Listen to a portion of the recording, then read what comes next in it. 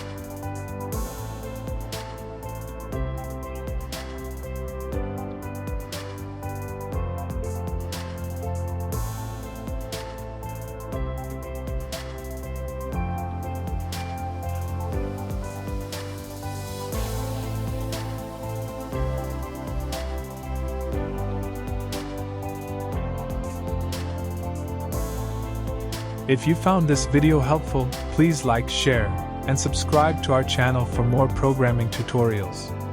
Stay tuned for our next video where we'll dive into more Java programming concepts. See you next time. Thank you for watching.